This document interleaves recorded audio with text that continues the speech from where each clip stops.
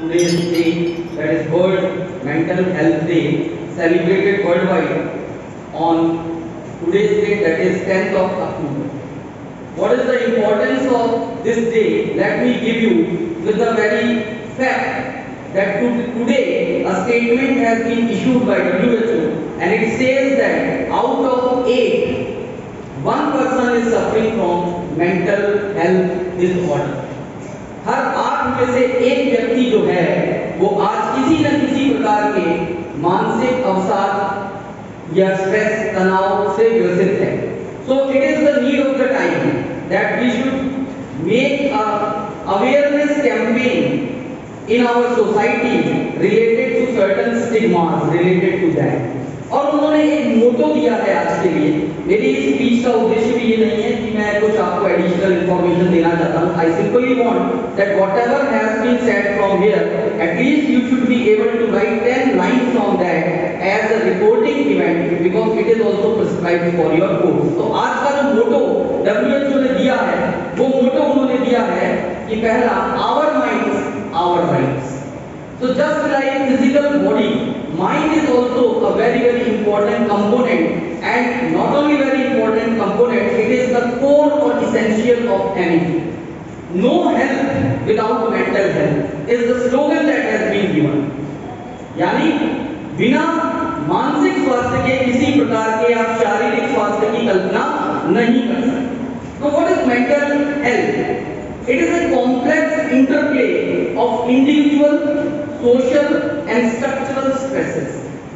In simple terms, I would like to tell you, if you have any kind of stress or problems in your life, and if you are unable to cope that particular thing, it means you are suffering from one or other type of mental health issues. आपके जीवन में, हमारे जीवन में, समाज के जीवन में, देश के जीवन में, सबके जीवन में कोई ना कोई समस्याएं आती है, और यदि आप उसका हल खुद कर सकते हैं, किसी की मदद से कर सकते हैं, तो समझ जाओ कि आप सबसे ज्यादा मेंटली स्ट्रांग हैं. और नहीं कर सकते तो किसी न किसी तरीके के आप प्रेशर से गुजर रहे हैं. एंड फॉर दैट ऑर्गेनाइजेशन की सफलता के लिए एक 4 लेटर्स हैं जिनको कहा जाता है SWOT, SWOT एनालिसिस. अब आप मेंटली स्ट्रांग बनेंगे कैसे? तो मंत्र तो आना चाहिए ना. तो सबसे इंपॉर्टेंट है फाइंड आउट योर स्ट्रेंथ्स. आपकी क्या ताकत है, सबसे पहले आप एक पेज के ऊपर लिखिए. What are your strengths? Second is your weaknesses. W stand for we. आपकी कमजोरियां क्या क्या हैं, क्या कमियां हैं आपके अंदर. Then O stands for opportunities. क्या वो अवसर हैं जिनके द्वारा आप जीवन में आगे बढ़ सकते हैं. और T स्टैंड्स फॉर थ्रेट. कौन कौन सी वो चुनौतियां हैं जिनका आपको सामना करना है. These are some of the things. But what are the factors that influence mental health? Mental health को प्रभावित करने वाले दुनिया भर के कारण हैं, और इस 30 एकड़ के अंदर नवोदय विद्यालय में मुझे एक भी कारण ऐसा नहीं लगता जिसकी वजह से हम में से कोई भी बच्चा या अध्यापक मेंटल स्ट्रेस से गुजरे. क्योंकि वो 4 कारण जो हैं उनमें सबसे पहला है पॉवर्टी, गरीबी. और मुझे नहीं लगता जब सरकार ने हम सब के लिए यहाँ हर प्रकार की व्यवस्था कर रखी है, हम जब सुबह उठते हैं तो मैस हमारे लिए तैयार है. वो एक अलग बात है कि अगर आप देर से जाएं वहां पे और आपको खाना ना मिले तो वो एक स्ट्रेसर आपके लिए काम कर सकता है. Otherwise there is no poverty in this 30 एकड़ ऑफ लैंड. तो ये स्ट्रेसर हमारे लिए नहीं है. The second is violence. आप इमेजिन करके देखिए उन टीचर्स और बच्चों की पीड़ा जो वॉर टॉर्न एरिया के अंदर रह रहे हैं. कल फिलिस्तीन और इजराइल की जो स्कूलें वो सारी की सारी बंद हो गई है. आप सोच के देखिए कोविड के समय में कितना मेंटल स्ट्रेस हमने झेला जब स्कूलें बंद हुई. तो वॉयलेंस अगर आप हॉस्टल में करते हैं तो ऑब्वियसली आप भी स्ट्रेस में आएंगे और दूसरे भी स्ट्रेस में आएंगे. अदरवाइज टीचर्स की ओर से, प्रशासन की ओर से आपको पता है कोई कॉर्पोरल पनिशमेंट की पॉलिसी नहीं है. वो इसीलिए है कि आपको किसी प्रकार का मानसिक दबाव ना मिले. 2 चीजें हमारे कैंपस में नहीं है. तीसरी जो चीज आती है वो आती है इनइक्वालिटी. जब आप समाज में, घर में, देश में, अंतरराष्ट्रीय स्तर पर किसी भी तरीके की असमानता देखते हैं तो आपको ये लगता है कि हाँ कहीं ना कहीं हम लोग मेंटली हमारे लिए कुछ प्रॉब्लम्स आ रही हैं. तो असमानता की कोई बात ही नहीं है. आपको यूनिफॉर्म दी हुई है. यूनिफॉर्म का सीधा अर्थ होता है यूनिफॉर्मिटी, समानता. आप इस यूनिफॉर्म और चेहरे को देख करके कोई नहीं कह सकता कि what is your social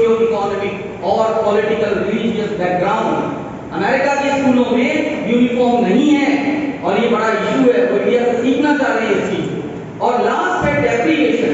so you can see deprivation means किसी भी तरीके की कमी।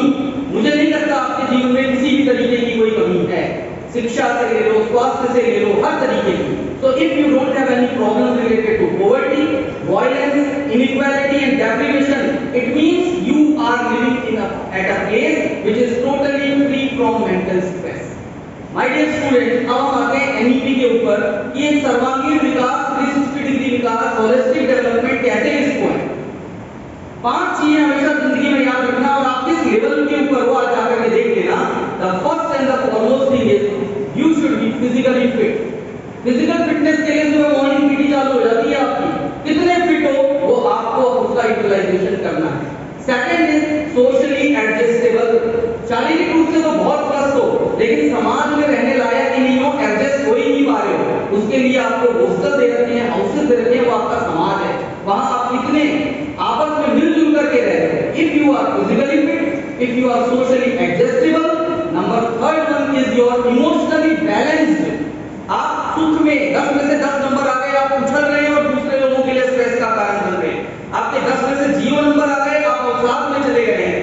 अरे कबीर जो कहते थे ना, ज्यादा लंबी बात नहीं कहूंगा, कि सुख में सुखी नहीं होना बहुत ज्यादा, दुख में दुखी नहीं होना, समभाव अगर हम रखना जानते हैं, it means we are attaining mental health. और उसके बाद में चौथा आता है मेंटली स्ट्रॉन्ग। कितनी भी विपरीत परिस्थिति आ जाए, you should be mentally strong. और पांचवा जो लेवल है वो बहुत ही ऊंचा लेवल है, दैट इज स्पिरिचुअली अपलिफ्टेड।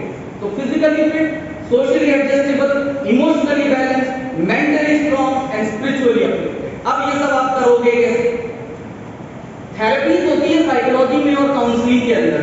तो सिंपल थेरेपी जो है वो एज अ लैंग्वेज टीचर मैं जो बता रहा हूं आपको वो है bibliotherapy. Biblio is the word which means book. किताबें आपको ऐसे लेसन्स आपके कोर्स में हैं जो आपके को मेंटली स्ट्रॉन्ग बनाते हैं। Only with 5 or 6 examples I am giving you.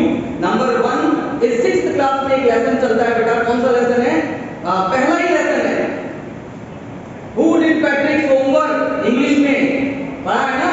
और उसका सार यही है कि self help is the best help. जूं दिल माही तेल है और जूं चटमक में आग, और तेरा साईं तुझ में है, जाग सके तो जाग। यानी आपकी मदद कोई नहीं कर सकता, आपको अपनी मदद खुद करनी है। और इसीलिए 6th क्लास का पहला लेसन जो है वो सेल्फ हेल्प के ऊपर, मेंटल हेल्थ के लिए एनसीईआरटी ने डाला हुआ है। हम 7th क्लास पे आते हैं तो हमारा एक लेसन है 3 क्वेश्चंस बाय लियो टॉल्स्टॉय, और उसका सीधा सार जो है being in present, which is the best time now. ना पास्ट में जीना है ना फ्यूचर में जीना है। फ्यूचर अनसर्टेनिटी का है और पास्ट हमें कंपैरिजन की तरफ ले जाता है। इसलिए वर्तमान में यदि हम जी रहे हैं, if we are living in present, it clearly indicates that we are paving our way towards mental toughness. 7th class के अंदर या 9th क्लास के अंदर अगर मैं सीधा हूं तो एक लेसन है a house is not a home, पढ़ा है ना। वो लेसन क्यों लिखा हुआ है? लेटरल एंट्री स्टूडेंट्स के लिए तो वो ब्रह्मास्त्र का काम करता है। आप देखो उसके अंदर जो बच्चा एक नई स्कूल में आता है, न्यूनेस, एंजाइटी, दो ही चीजें हैं स्टूडेंट की लाइफ के अंदर, एक है स्ट्रेस और दूसरा एंजाइटी। बाकी सब चीजें छोड़ दो, डिप्रेशन डिप्रेशन कुछ नहीं है लाइफ के अंदर। दो चीजें, एंजाइटी, कुछ भी चीज नहीं आई तो न्यूनेस एंजाइटी हो जाती है, हम कोप अप कैसे करेंगे? वो लेसन पढ़ लेना, आपको पता लग जाएगा कि how to cope up with newness anxiety. 10th में एक लेसन आता है 100 ड्रेसेस, जिसका केवल एक सार है बुलिंग।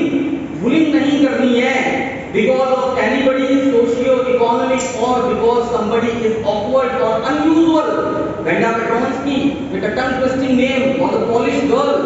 Is it clear? तो bullying नहीं करनी है। bullying नहीं करोगे तो violence नहीं होगी, violence नहीं होगी तो आपको किसी तरीके की inequality का सामना नहीं करना पड़ेगा, mentally टफ रहोगे। Then अब मैं higher level के ऊपर 12th में एक lesson है, the third level। Third level is a super lesson on psychoanalysis, और वो केवल यही बताता है how to cope up with escapism. हम पलायनवादी दृष्टिकोण अपना लेते हैं, जब भी हमारे सामने समस्या आती है शुतुरमुर्ग की तरह हम अपना बिहेवियर शो करते हैं, भागने की कोशिश करते हैं। एस्केपिज्म का बेस्ट तरीका है you will have to follow your hobbies, because hobbies are the temporary refuge from mental disorders और इलनेस। एंड देन एक लेसन और 12th में on the face of it, how to cope up loneliness. अकेलेपन से कैसे संघर्ष किया जाए, वो वो लेसन पढ़ लेना on the base of it. और लास्ट है जो लेसन डिलीट कर दिया गया है लेकिन वो जरूर पढ़ने के लिए सजेस्ट करूंगा, 11th और 12th के बच्चे एक ही तरीके की प्रॉब्लम से गुजरते हैं और वो है आइडेंटिटी क्राइसिस। उनके सामने एक एग्जिस्टेंशियल क्वेश्चन होता है कि हमारी पहचान क्या है, और उसके लिए शुड विजर्ड हिट मॉमी ये लेसन आप पढ़ लेना। तो प्लीज लाइब्रेरी के अंदर सेल्फ हेल्प बुक्स का एक सेक्शन होता है जिसके अंदर बायोग्राफीज रखी जाती है और अपना सुधार किस तरीके से करें किताबों को पढ़ करके, इस तरीके की ज्यादा से ज्यादा पुस्तकों को पढ़ें, बिब्लियोथेरेपी का यूज करें। और कोई मदद करने वाला आपके आने वाला है नहीं, क्योंकि मैंने आपको क्या कहा, self reliance is the key if you want to be physically fit, mentally strong, socially adjustable, spiritually uplifted and all holistic overall development you want. So with this word I feel, आपको पता है कि countries का happiness index जारी होता है और मैं ये कह सकता हूँ कि नवोदय का हैप्पीनेस इंडेक्स बिल्कुल टॉप लेवल के ऊपर होना चाहिए, क्योंकि जो 4 फैक्टर हमारे मेंटल इलनेस के हैं वो हमारे यहाँ पर नहीं है, और अगर ऐसा है तो it is the real learning paradise. With this word I hope that you will make yourself mentally strong. Is it clear to you?